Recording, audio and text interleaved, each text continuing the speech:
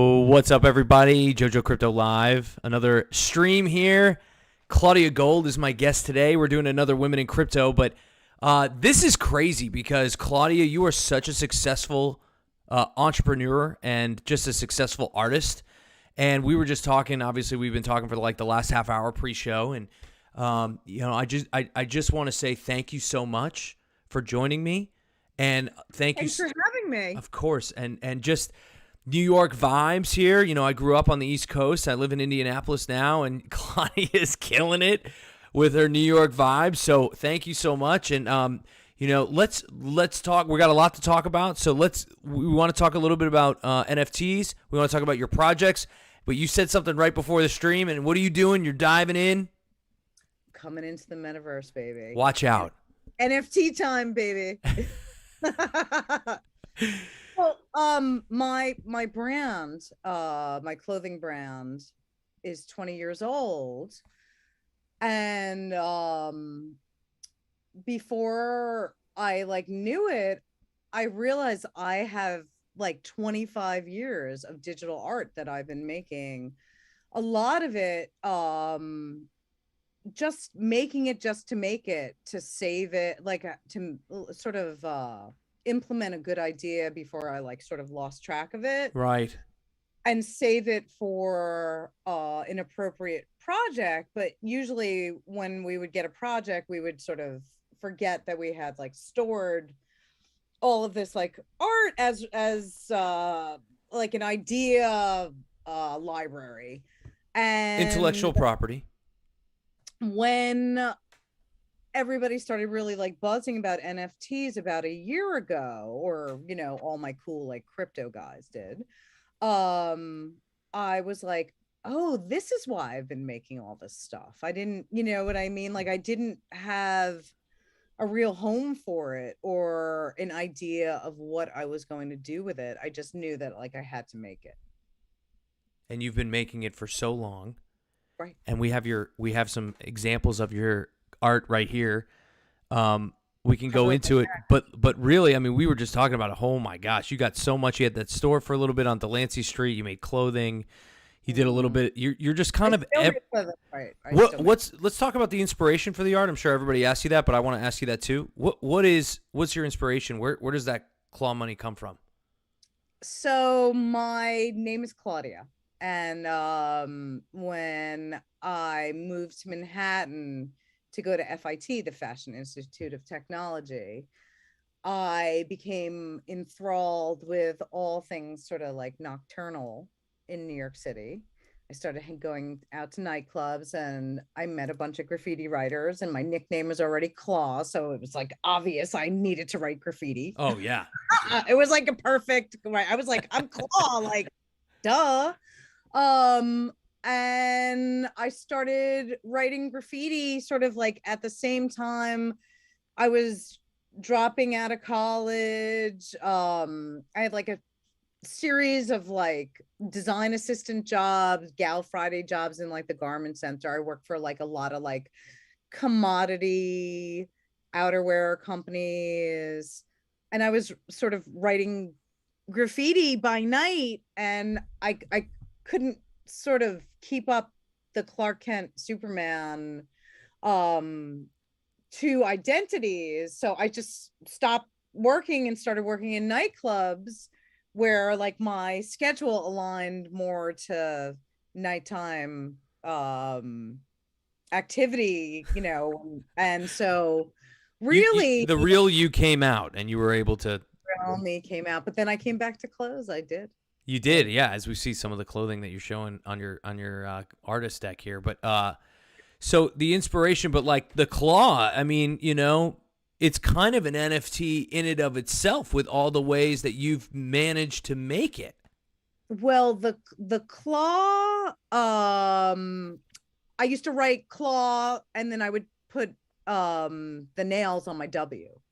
And when the train stopped, we all moved to painting trucks because they moved around the city. A lot of people saw them. And I painted this big truck, and somebody had painted over it. And you kind of like knew your truck when you would see it. Like, I'm like, oh, my truck is coming by. It drove by and somebody had painted over like the CLA part, and they left the W hanging out with the nails. Yeah. And I was so mad. I was, whoa, like, but then I was like, but kind of. What a serendipitous thing to happen.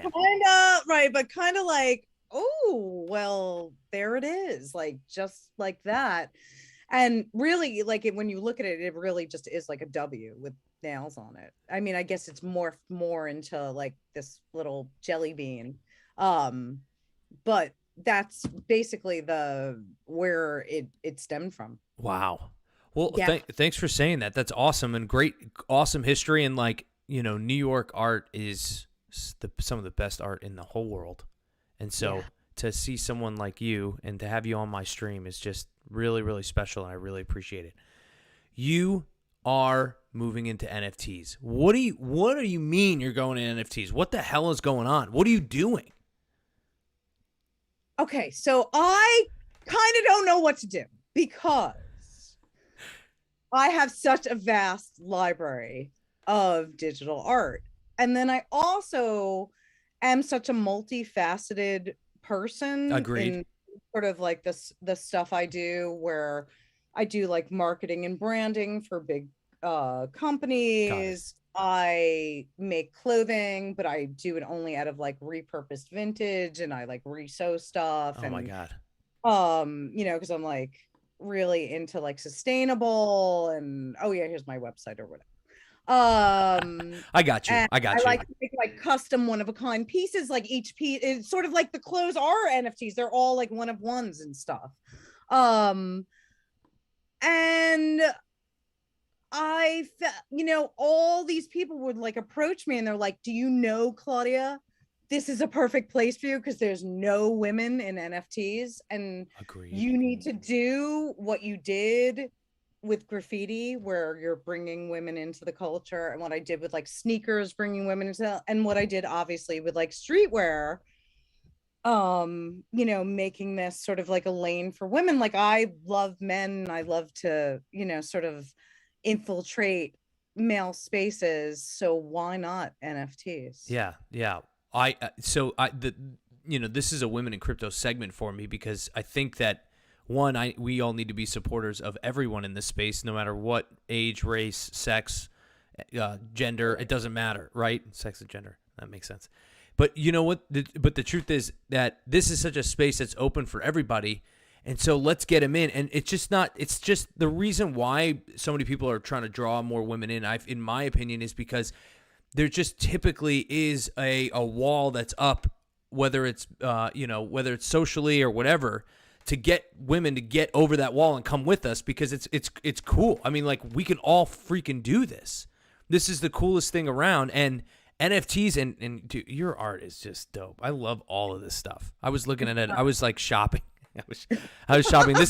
This kid's mystery box for my kids would be great. I would really like it. Also, this Metro card is pretty cool. They're cute. They're real Metro cards. Yeah. Well, I'll just give you mine, and you can just give me a one-on-one. You're like swiping with a claw.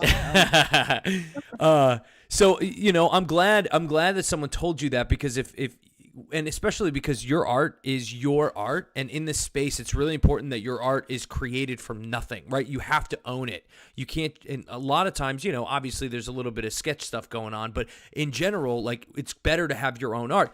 Plus, NFTs, when you do rarities and utility and like all the things that the claw could become in different ways, I can see literally a million pieces of art for you in this space to be able to do it. So what a great opportunity. So are you jumping into a project? Do you have a project to talk about?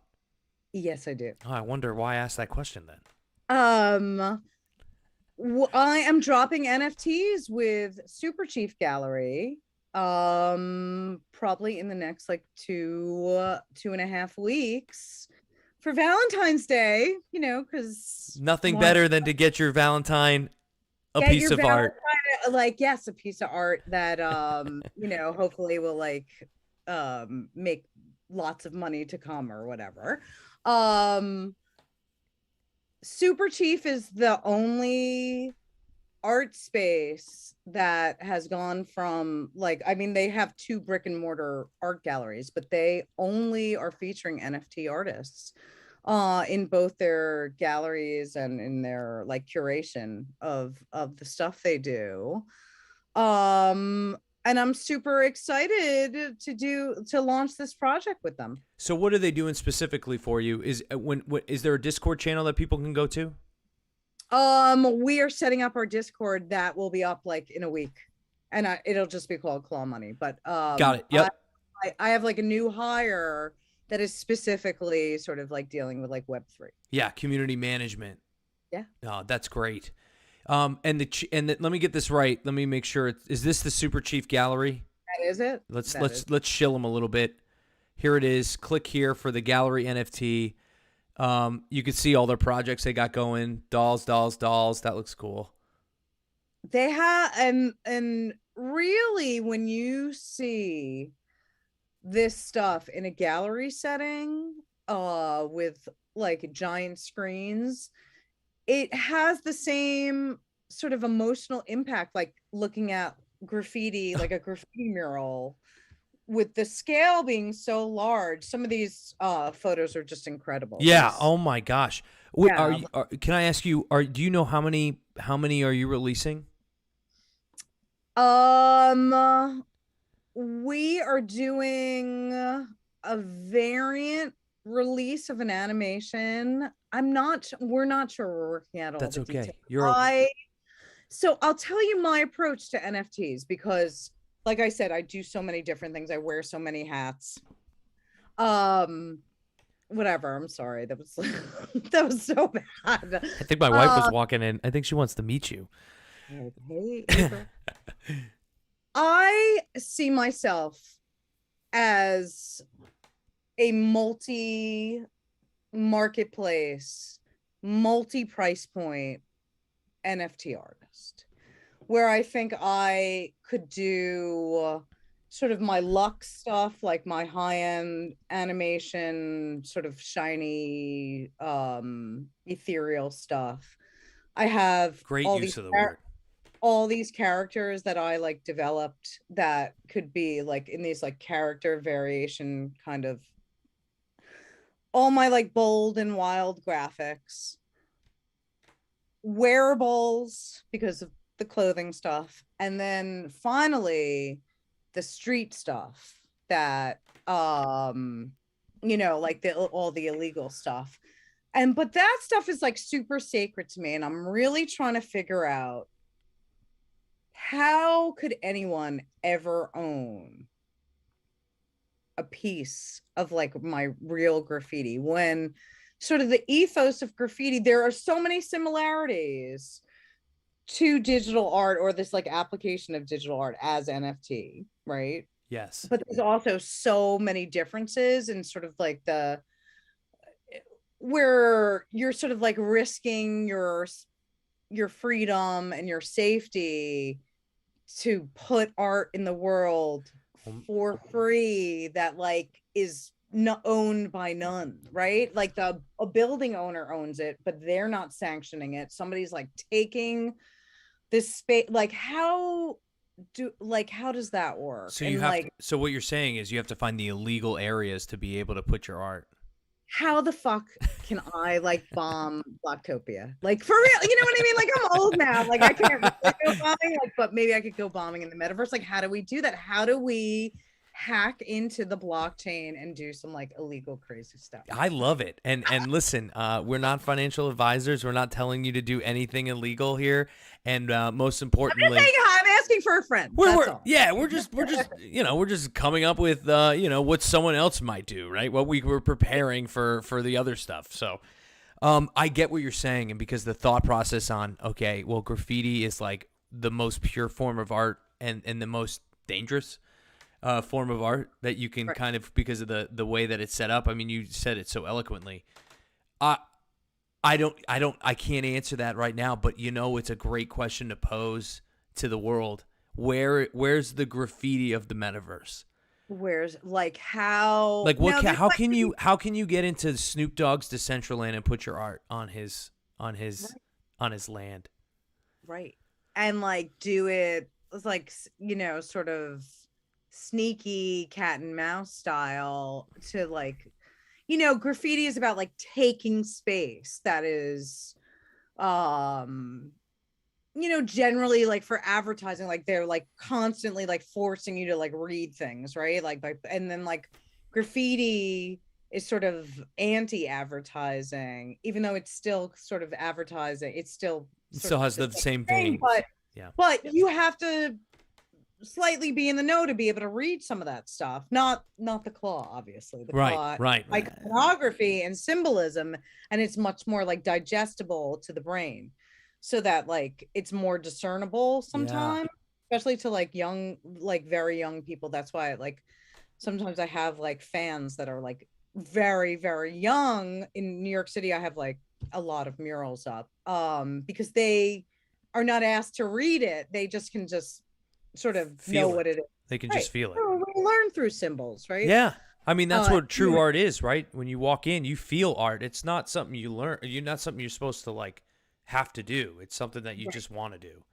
So Right. people, so when you got approached about these NFTs because you have great art and it makes sense for you to jump into the metaverse, pioneering the metaverse for women and artists. Well, What? not there's women out there, and Yeah, yeah, yeah. there's higher percentages of women artists selling in the NFT space than there is in the fine art space. So like that is an incredible Do you think it's a generational thing? Do you think it's because like yeah. younger people have a more access and can jump on Photoshop and do what they want to do, or jump on all these other? Yeah. Yeah. And then it's marketing. Some of the art isn't sort of top notch, and it's not. Do you know what I mean? Like It's some okay. of the NFT art that's going for a lot of money, I'm not particularly a fan of. But you know what? That's the thing about like art and like pony racing. Like everybody has an opinion, right? Yep. Like, what would there be like horse racing if people didn't have opinions, like different opinions? Yeah, they all look the same anyway. You can't But tell the then difference. there's a lot of NFT art I do like. True. But some of the higher price stuff aesthetically is not really moving me. Yeah. And one of the things that's really exciting about NFTs, and something I didn't really expect to ever really like revisit, but now with the idea of everything being able to actually be 3D instead of me pretending like on a 2D surface, something's 3D. What is the claw if the claw is 3D? Like, is it a balloon? Like, is it like a round shape, like a ball that floats? It's brand like new. It's whatever you want it to be, right? What But do you want it to be? I don't know, because it has to be into like my confines of like what it already was, or what it. See, the thing about the claw is that it's so like mutable. I can just make it into whatever. Yeah.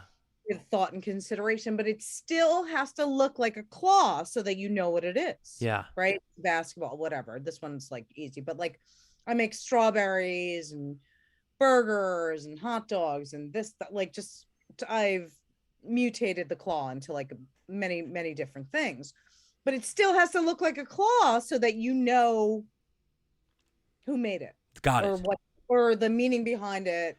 It's going to be so much fun to watch what you do.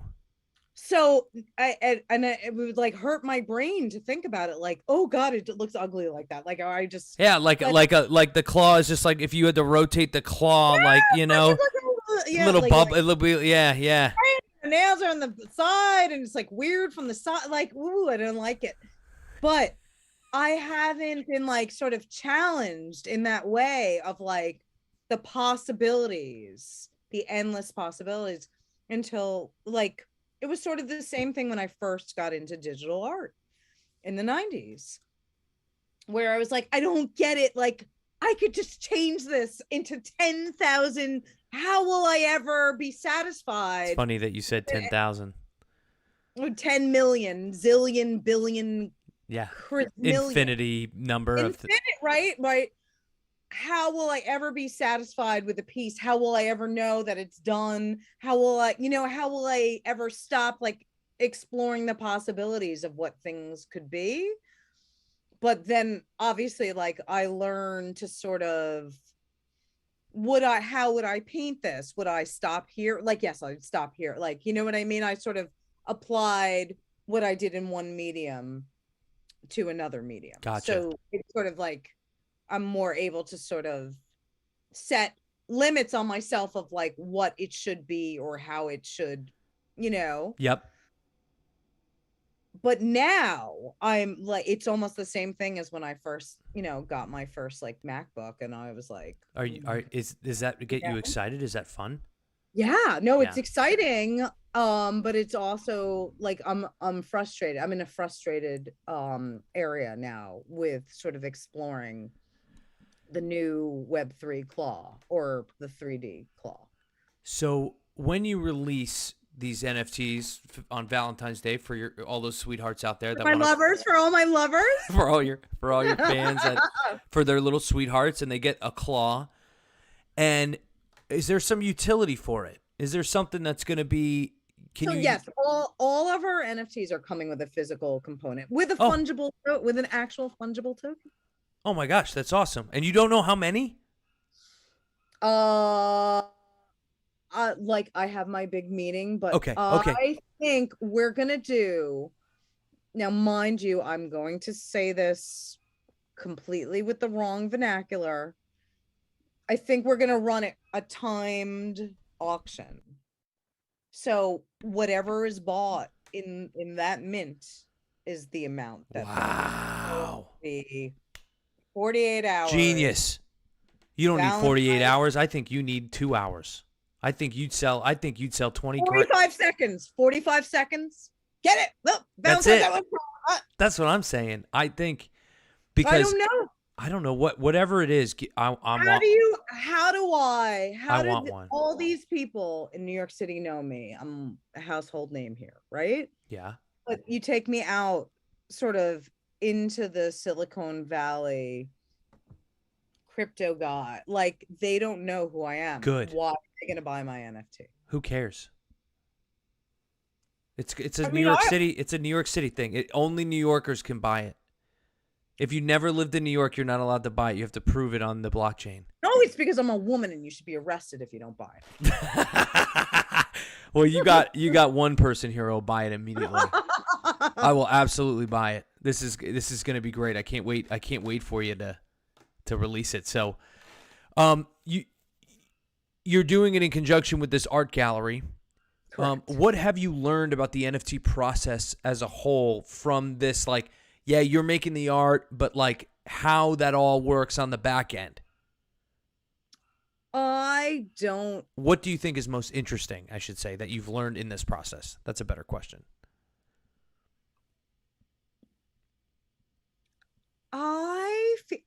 I've been making animations for years. I launched a kids brand in 2018 when I spent like 2 years developing these like characters. You can see them on the bottom left corner.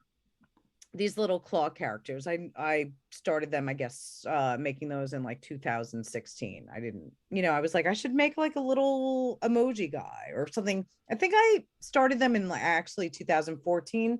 They looked completely different, and it took like, I changed my whole like strategy, but I have like a whole other set of emojis that I like first developed. And I think that was developed for an Asian text app that was huge in like India and Korea, where people were texting with these sort of miniature like JPEG. I like developed it for this company. Gotcha. And whatever, I think I made like a couple checks of $47 or something, like whatever. It wasn't like a big thing, and it certainly, like, they thought it was going to take hold in America, and it didn't, because you would have to download a whole other keyboard, and you'd be on the phone. You'd have to switch to the app so you could send like a claw, like emoji, like, yeah, it became friction.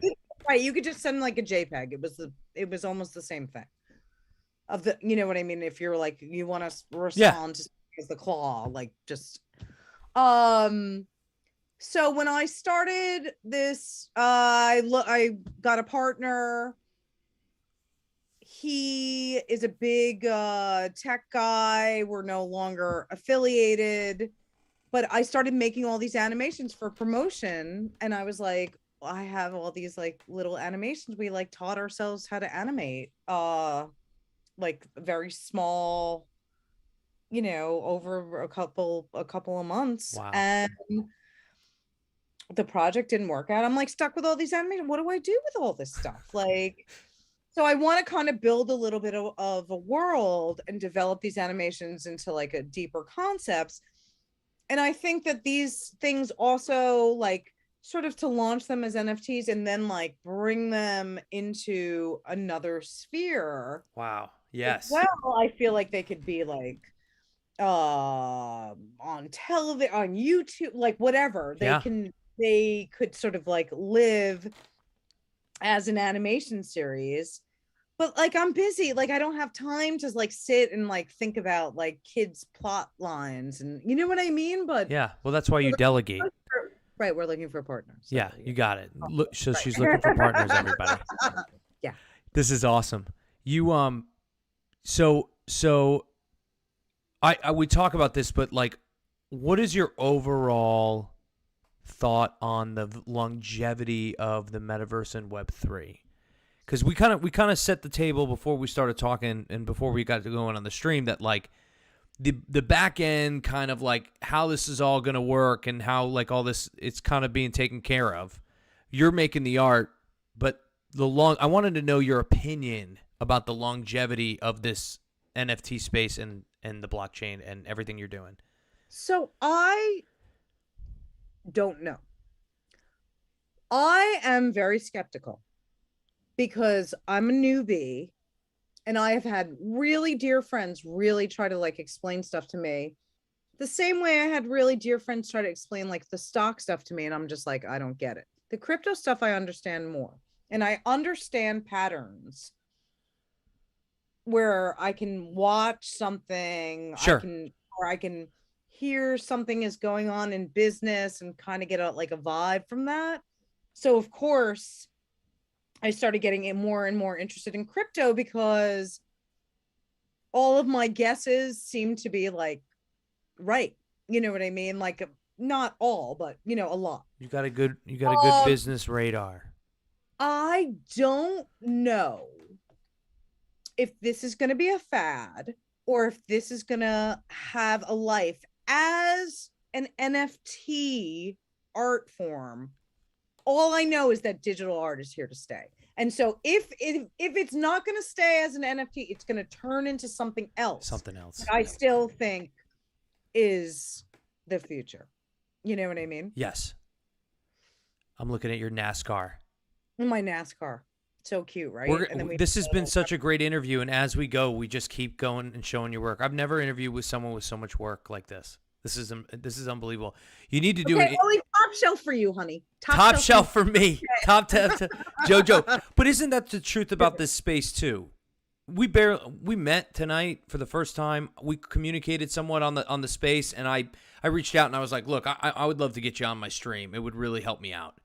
Mm-hmm. And you did it, and you're here. And so, I mean, that says something too about the longevity of how this space is going to go.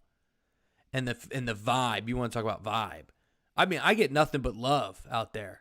Although I am about to start a stream where it's like called the FU NFT, where I don't really care. Like, shill your project with me on my space for 5. If you can't shill your space and 30 seconds are left, you're getting muted and booted.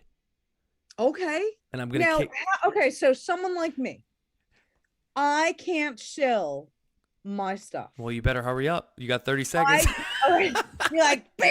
You're out. Okay. So I am a big Instagram person. Where I really live and where like the magic comes alive for me is on my Instagram stories. I'm like making memes and I'm telling like a story, and it's like sort of like this ongoing conversation. It's very hard for me to like bring that over to Twitter. Sure. Agreed. Yes. I've been screen snapping some of the memes I make and like bringing them over. Sharing it on Twitter. Right. NFT specific. Like I'm just. I don't think Twitter is going to be around for this space forever. I think it's got to shift out somewhere. But yes, I can understand it. There's a disconnect between the visuals and it's hard Yeah, to integrate all of it. I mean, Instagram is you. I mean, I think that's the platform you need. Right, but maybe people TikTok. on Instagram don't want me shilling anything. So I'm like a soft seller. I sell me, and that sells claw stuff. That's right. How does one sort of talk about a project without sort of like this like used car salesman air to it? Like, that's, you know what I mean? Like, everybody come buy my NFT, like, yo, I'm Claw Money, I'm the best, like, hook it up. Like, I don't know, like, is that what I like? What sells an NFT? It's everybody else in the community talking about it. Okay. So it's never going to be you, and the way to not be, and what you want to do is invite people to your community to look at what you're doing. Okay. And then from that point, you can get sales. And become you talk about used car salesman feel, right? And people do that. And like, the ruggers, the people that rug, right? They pull the rug out from under you and take all your money and run. Those are the people you need to be watching out for. The ones that are like, just buy my project. This is good. This is you'll be able to flip it real quick. It's not about that. It's about the community. And so the projects that do really well, even though they have medium art, it's the community that they got going. For some reason, people rally towards these projects and want to be a part of it. And they have like Invisible Friends. Do you know that project yet? Well, I'll show you. But Invisible Friends is a perfect example. Because I think it's cool art, but it's also got 3 other projects that they've been doing, right, for a while. And I think they built the community up, and then they saved the best for last before releasing kind of the big stuff. So, and I'm getting here. Nobody's seeing me search over here. But this is the Invisible Friends. Oh, that's cute. Right. Look, just look at how many people follow their Twitter. Look how cute their art is, and their like animations, and how adorable that is. Yeah, it's got great vibes. But look how many people. Wow. Okay. So obviously that came from these guys. This is their overall collective, the Random Character Collective. Okay. And I know I love that art. I mean, everybody, it gives you good vibes. Like, it looks adorable. It is adorable. It looks like Disney a little bit, right? It gives you that kind of vibe. But look at this one. These two. Mm-hmm. Mood rollers, 3D animation, and they're little rollers, and they're just animated. Yeah, right. I know. Okay. And this guy has only 28,000. So you can see what happened. Because this was their first project or their second project. I forget. Adorable. I know, right? It's so cool. Okay, I'm into this. Right. And Slim Hoods has 30,000. Similar kind of feel, right? But it's all made by the same collective, the same group that's doing it. But why all of a sudden is the Invisible Friends doing so well? Well, the reason it's doing so well is because it had Slim Hoods and Mood Roller communities rolled up into one, and then other people talked about it. They shilled it. It was natural and organic. And so Invisible Friends has a massive organic following that's going to take it over the top.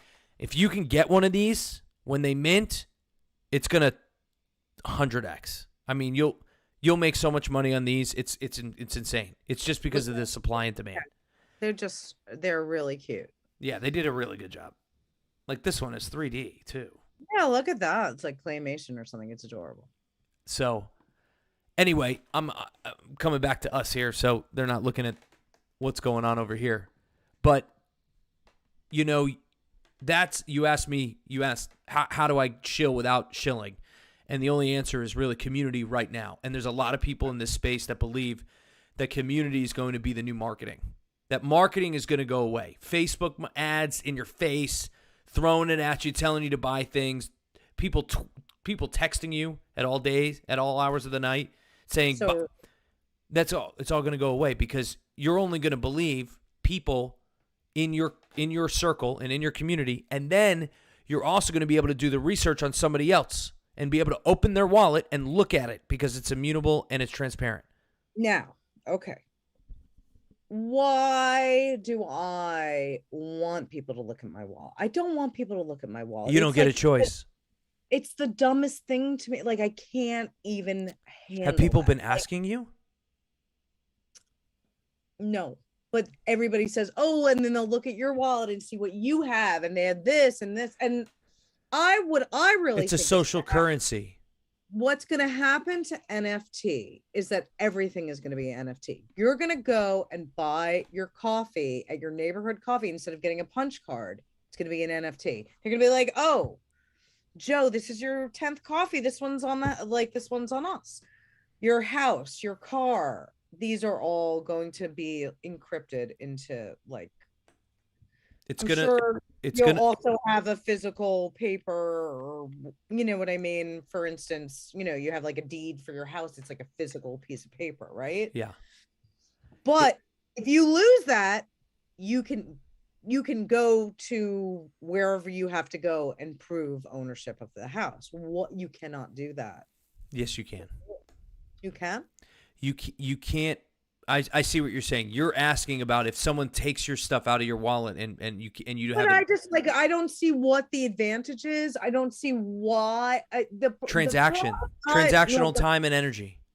Think about it.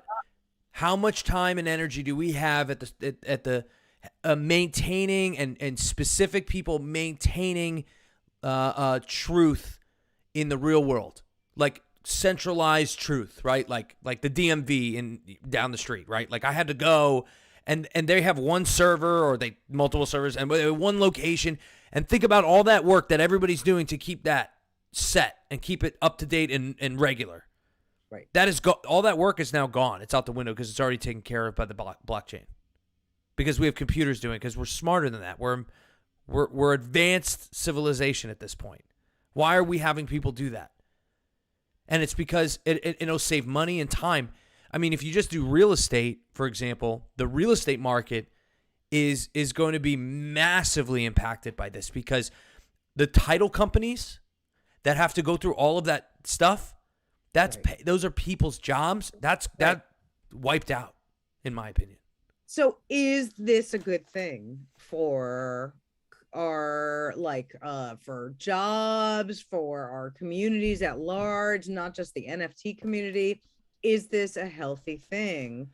And we want all this transparency with everything all the time? Whatever this is right now, it won't be in 5 years. I know. I think NFTs are just going to be everything. They're just going to be certificates of authority for everything.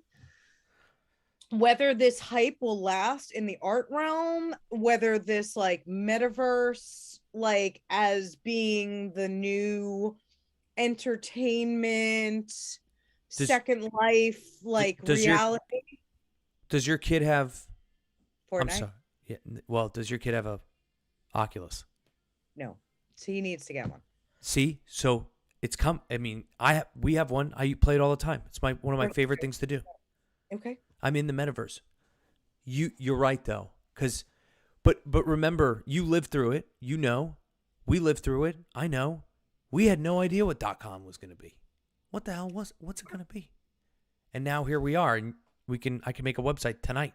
I can make 4. And who would have known? So 10. You can make 10. I don't have that time. 2 hours. 4. I mean, 2 hours. 2 hours. Yeah, you're great. It's funny. But, I'll tell you, and like I said, I want to go into the metaverse and make cool stuff and be like a force of good and a force of representation for women, and somebody to like help like lead and be like really like fair about stuff. But it really boils down to rich people want to own everything, even shit that doesn't exist. Virtual real estate. What the fuck is that? Now I want to get in there too. I want to open up Claw Money World, the store, part 2. We called it Claw & Co. It was on Delancey and Ludlow.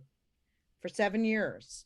You could buy Delancey and Ludlow at that location right now on the map, in the metaverse, on a New York City map in Upland right now. You can go in Upland. Now, Upland, you can't really travel and dive into like Decentraland and Sandbox can, and like put an Oculus in and walk around you gotta log into it through a Web2 portal and be able to like walk around and be in it. Okay. But you could, like, imagine, and that would mean something to you because you got your old plot of land. Now you're sitting in the metaverse. Now I'm in the I'm slinging digital sneakers.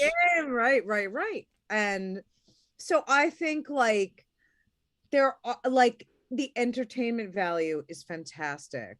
The idea of it monetizing and being like a investment and a resale opportunity, right, to make a little bit of money, pay artists and get them on a revenue stream. I think these are really great and exciting things.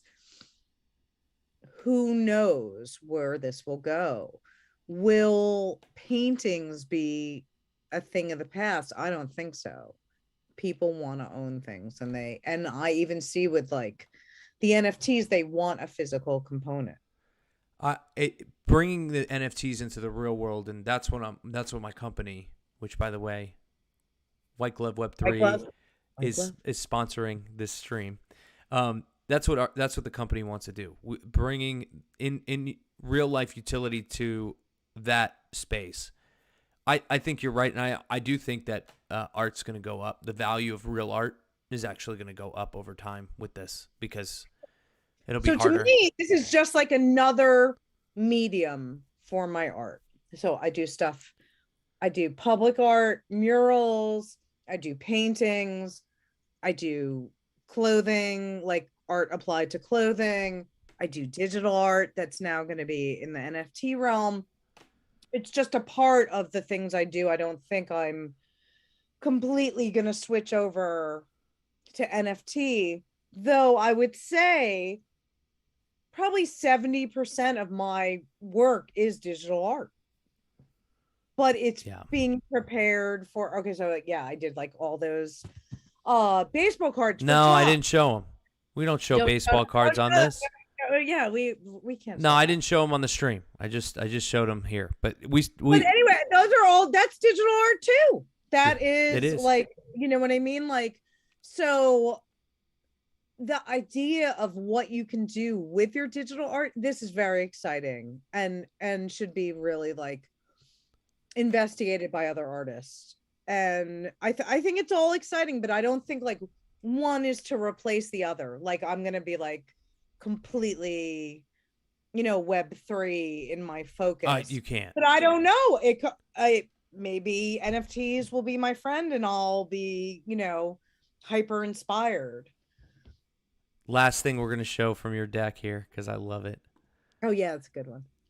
Is the fact that I'm in Ocean's 8. Unbelievable. So Rihanna was supposed to be like a street artist / hacker. So we developed her whole I developed. So you're Rihanna. Rihanna's you in the movie. Basically, unbelievable. We're like the same person. Who knew? It's unreal. I love how the arrows are pointing to it a second time over here. But it was really like developing. Like her name was 9ball, and I made like these like pixelated pool balls, like 8-bit style with like Rasta colors, and then all these photos kept coming out like behind the scenes, and like I made all these stickers of my friends' names, and everybody was like getting up and not me. And I said to the art director, are you gonna like, there's no like claw stuff. Like, can you just like put a cloth? And somehow, whatever, it worked. Yeah. In the middle of the movie. In the middle of the movie. And their promotional poster, like, I don't know, bizarro. Unbelievable. I'm so excited. Thank you so much. Thank you for having me. Do you want to say anything else before we go? I know we got to watch out for everybody's got to watch your Twitter, which is Claw Money World. Claw Money World. I'm on Instagram, Claw Money. Claw Money on Instagram. And my brand is on there too as a Club Claw Worldwide. We are really into memes and girl power and all sorts of fun stuff. So check it out. And yeah, we're dropping into the metaverse in 3 weeks time. So stay tuned. So we need to follow you on Twitter in order to get that information, that alpha, On so that Twitter. we can hit it up and do it. That's right. And follow Jojo.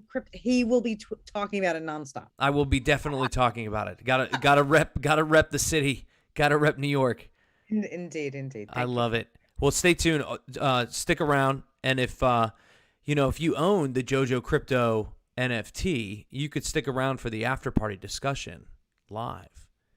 But since nobody owns the NFT yet because it hasn't been created, there is no after party. But we will have an after party, and we'll have a quick discussion. So, all right, everybody. Till next time. I'll see you tomorrow.